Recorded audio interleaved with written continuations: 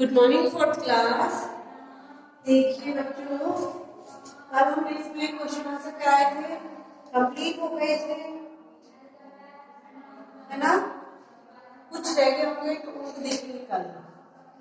ठीक, इसके बाद में अब आप देखिए आगे आपका इसमें क्या था। ये मैंने आपको टिक वाले बताए थे कि भाई सही उत्तर के साथ में आपको टिक लगाना है, वो आपको लगाना ही नहीं है तो लगा दीजिएगा पढ़ पढ़ के। अगर आपने चैप्टर पढ़ रखा है तो आप आसानी से लगा देंगे, अगर नहीं पढ़ रखा तो नहीं लगाएंगे, ठीक है ना। तो अब ये देखिए इसमें क्या है, भाषा ज्ञान। क्या है ये, भाषा ज्ञान। कुछ शब्द मूल शब्द होते हैं, इन शब्दों में से पहले कोई शब्दांश लगाकर नया शब्द बनाया जा सकता है। ऐसे शब्दांश उपशब्द कहलाते हैं, ठीक है। शब्दांश कु और मूल शब्द संग और नया शब्द कुसंग। तो इसमें देखिए आपको क्या करना है, ऐसे ही कुछ शब्द दिए जा रहे हैं, उनमें उपसर्ग लगाकर नए शब्द बनाएं। जैसे पुत्र तो सुपुत्र, पात्र कुपात्र, कन्या सुकन्या, गुण अवगुण, मार्ग कुमार्ग, ठीक है। तो ये आपको कंप्लीट करने हैं। और ये नीचे दे रखा है सर्वनाम की परिभाषा लिखते हुए यह भी बताए कि सर्वनाम कितने प्रकार के होते हैं। तो ये था हमारा 5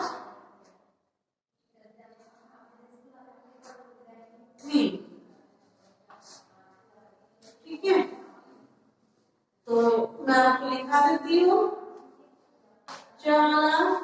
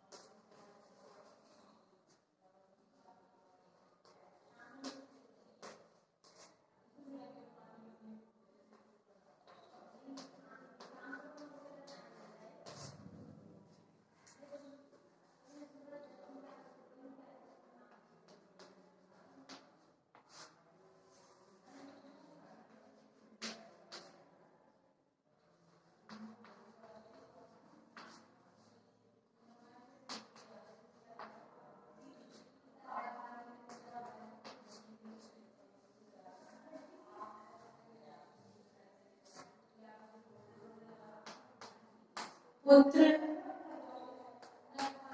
पात्र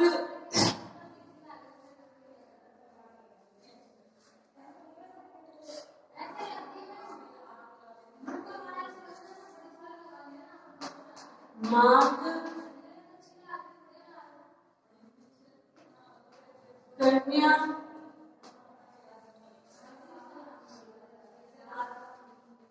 गुण, ठीक है। तो पुत्र का पुत्र,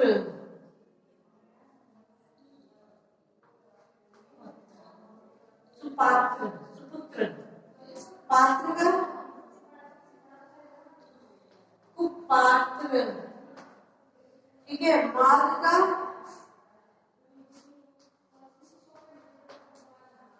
मार्ग, कन्या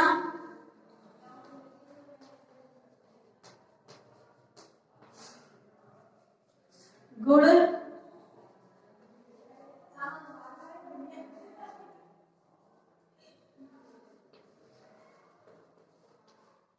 अब, ठीक है।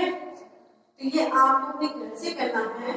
और ये देखिए 6 वाले में क्या है, 6 वाले में दे रखा है सर्वनाम की परिभाषा लिखते हुए यह भी बताइए कि सर्वनाम कितने प्रकार के होते हैं, ठीक है। तो यही मैं आपको बताऊंगी, क्या करना है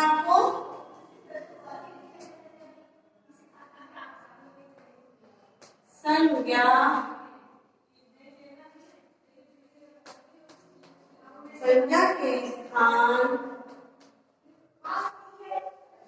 पर प्रयोग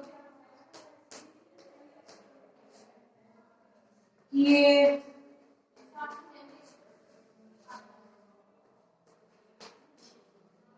जाने वाले शब्दों को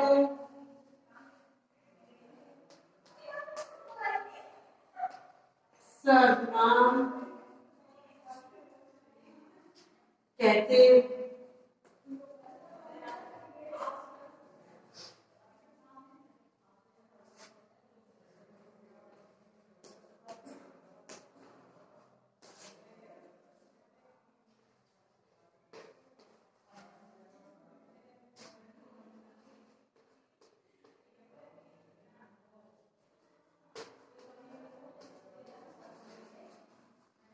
ठीक है। क्या हो गया? संज्ञा के स्थान पर प्रयोग किए जाने वाले शब्दों को सर्वनाम कहते हैं। सर्वनाम के 6 भेद होते हैं। ठीक है, कितने प्रकार होते हैं ये भी पूछा था ना, ये भी मैंने बता दिया। उसके बाद देखिए नीचे क्या दे रखा है, वृक्षों को काटने से होने वाली असुविधा को 15 पंक्तियों में लिखकर कक्षा में सुनाइए। तो ये आपको लिखनी है, लिख लीजिएगा। फिर उसके बाद में है विश्व पर्यावरण दिवस पर क्या क्या करना चाहिए। मित्रों की सहायता से एक सूची तैयार कीजिए। तो इसकी आप एक सूची तैयार कर लीजिएगा और क्या क्या करना है वो आप बता दीजिएगा। ठीक है, और जो क्लास में बताना है 15 पंक्तियां वो आपको ही बतानी है, ना कि मुझे बतानी है। तो ये जो है हमारा, यहाँ हम एल डब्ल्यू डाल लेते हैं। ठीक है, ये मैंने एल डब्ल्यू डाल दिया, डन। उसके बाद में आगे है हमारा मदर टेरेसा 4 चैप्टर, इसको हम कल पढ़ाएंगे। यहाँ तक हमारा कंप्लीट हो गया है, बाकी पूरा पूरा हो गया है। और देखो एक काम और आपको करना है, पेड़ पौधों ने मानव सभ्यता को के विकास में अतुलनीय योगदान दिया। तो कैसे दिया ये आपको करना है, तो आप कर लीजिएगा। ये आपको ये वाला एक ये हमारा जो एल्गोरिथम है ये है क्या, 6 वाला कॉपी में कीजिए। ठीक है, उसके बाद जो हमें अभी एल मैंने आपको बताया है वो है हमारा